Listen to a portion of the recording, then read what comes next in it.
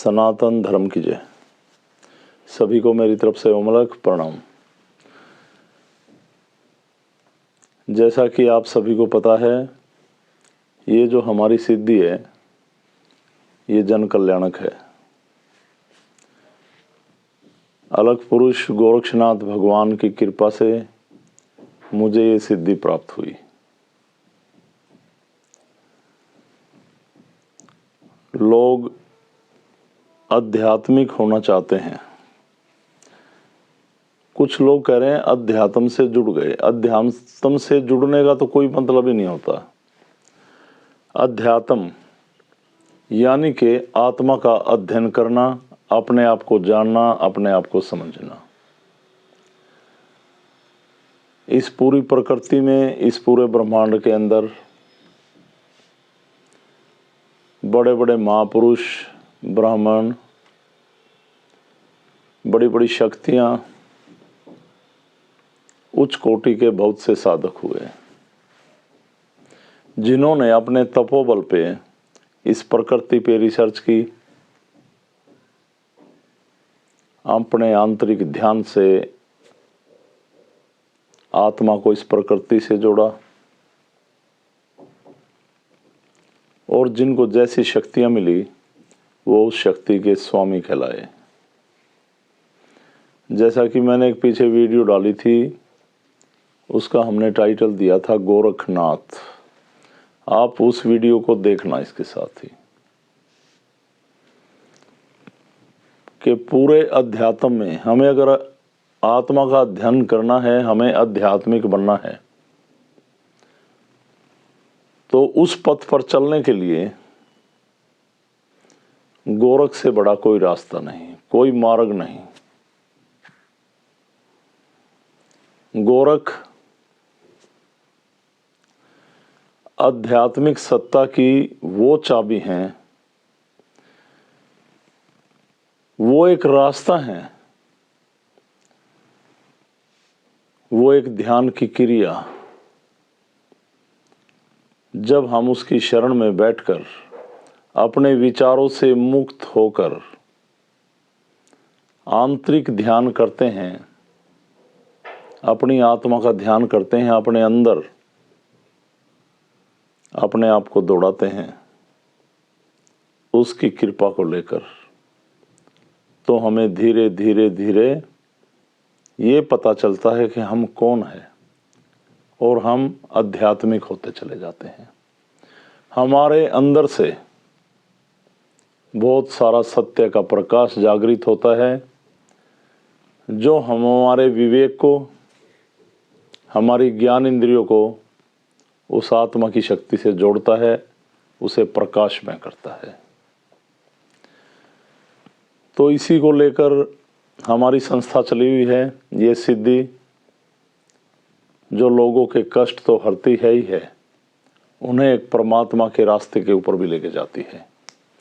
आज के युग में चल रही गलत क्रियाएं, तंत्र विद्या से हमारी काफ़ी युवा पीढ़ी इनके चक्कर में पड़ जाती है।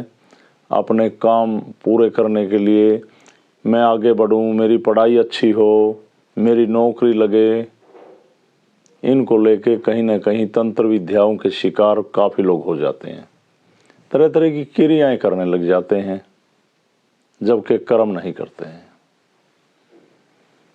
तो इसी को लेकर जो लोग इस सिद्धि में जुड़े हैं उनको तो सभी को पता है। यहाँ तक कि काफ़ी लोग जो वीडियो को देखते हैं उन लोगों को भी शायद ज्ञात होगा कि हमारा मंत्र है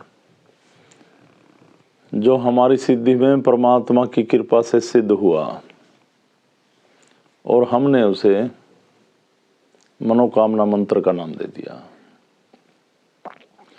ओम नमः शिवाय। कृपा करो गुरुदेव गोरक्षनाथाय, सभी मनोकामना पूरी कराए। ओम नमो नमः शिव शंकराय। तो जैसा भी महाराज जी का आदेश होता है, उसकी कृपा होती है प्रभु गोरख की, तो सिद्धि के बारे में वो कभी भी हमें भी कोई आदेश करते हैं और उस आदेश का पालन करते हुए हम इस सिद्धि को चलाते हैं। तो अभी पीछे उनकी शरण में बैठकर उनकी शक्ति का आभास होते हुए मैंने उनसे कहा कि लोगों की मनोकामनाएं भी पूरी हों, आप कुछ ऐसा रास्ता निकालें प्रभु, क्योंकि हमारी शक्ति डिवाइन पावर से एक मेडिटेशन करती है। परमात्मा की शक्ति के द्वारा हमारे शरीर का शोध होता है, हमारे विकारों को हरती है। तो इसके साथ साथ आप मनोकामना भी पूरी करें लोगों की। तो हमें इस के बदले में जवाब मिला, मनोकामना कभी किसी की पूरी नहीं होती। लोग तो पता नहीं कितनी इच्छाएं पाले बैठे हैं अपने मन के अंदर, यानी कि मन की कामना, जो मन चाह रहा है वो पूर्ति। मनोकामना का सिद्धि में कोई अर्थ ही नहीं। ये मनोकामना पूरी करने के लिए भटकाव में घूमते हैं। मन को तोड़कर वो कामनाएं हमारी आत्मा तक चली जाएं, तो आत्मा तो कृपा मांगेगी उस परम पिता की। एक आत्मा तो परमात्मा की कृपा चाहती है, उससे जुड़ाव चाहती है। तो इस मंत्र को कृपा मंत्र का नाम दिया गया, मालिक की कृपा से। तो हमारी सिद्धि, जैसे लोग कर्म करते हैं, सत्कर्म करते हैं, अच्छे कर्म करते हैं, लोगों के अंदर कल्याण की भावना जगाते हैं, खुद भी जन कल्याण करते हैं, एक दूसरे के भले में खड़े दिखाई देते हैं, प्रभु का ध्यान करते हैं, घमंड और अहंकार से बाहर की दुनिया में आ गए हैं। तो वो अच्छे कर्म करते हुए जब चलते हैं तो उनके साथ कृपा जुड़े। तो इस मंत्र को कृपा मंत्र का नाम दिया गया है। तो सभी साधक कल यानी कि रविवार को, कल 10 तारीख है और उसकी कृपा से दिन भी अमावस्या का है, तो कल सभी साधक अपने गृहस्थ आश्रम के अंदर ये कृपा यज्ञ करेंगे। और कृपा यज्ञ की एक फोटो खींचकर अलग परिवार पर सभी डालें और अपने निकटतम लोग जो भटकाव में हैं, परेशान हो रहे हैं जिंदगी से, उन्हें संस्था में जोड़ने की कोशिश करें सभी। तो ये यज्ञ कैसे करना है वो तो आपको सभी पता है कि कैसे तैयार किया जाता है, क्या सामग्री रखी जाती हैं, ये तो आप सभी को पता है। सबसे पहले तो मनोकामना मंत्र का ही उच्चारण होता है। उसके बाद गोरक्षनाथ जी की आहुति डलती हैं, चैतन्य गोरक्ष के नाम से आहुति डाली जाती हैं। उसके बाद आप ओम अलग हर हर महादेवाय नमः की आहुति डालेंगे। फिर ओम अलग जगत जननी जगतेश्वरी माता की आहुति डालेंगे आप।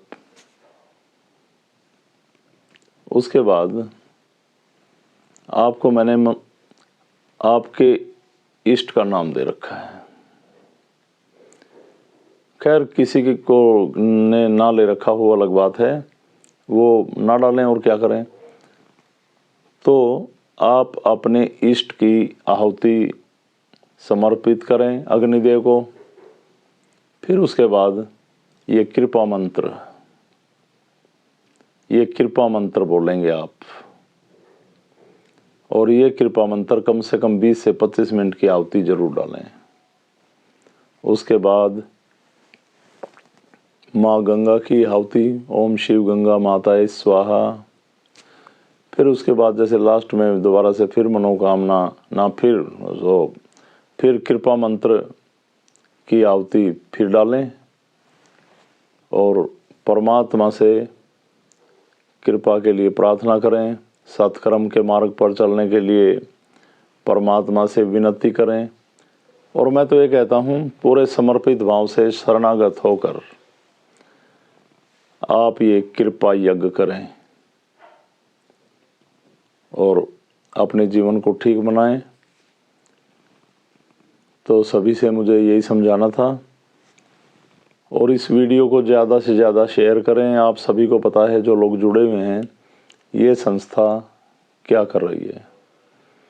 और अंत में मैं सभी को फिर यही समझाना चाहूँगा कि कोई भी लोग तंत्र विद्या से परेशान हैं, बुरी शक्तियों से परेशान हैं, किन्हीं भी कष्टों से परेशान हैं, बिना धागा तबीज बिना कोई बलि दिए आपके शारीरिक या कोई भी गलत रोग हैं उनका इस सिद्धि में निवारण है। अलग पुरुष गोरक्षनाथ भगवान की कृपा से, इस प्रकृति की कृपा से, सभी देवी देवताओं की कृपा से, और ये शक्ति आपकी आत्मा को जागृत कर आपकी आत्म शक्ति बढ़ाती है। ये शक्ति आपको देह त्याग के बाद मुक्ति और मोक्ष के द्वार तक ले जाती है। तो आओ सभी कृपा यज्ञ करें, उस परमात्मा की कृपा पाएं और सभी जन कल्याण करें। मुझे आपको आज यही समझाना था। तो सभी को मेरी तरफ से ओमलक प्रणाम। सनातन धर्म की जय। प्रणाम सभी को, प्रणाम।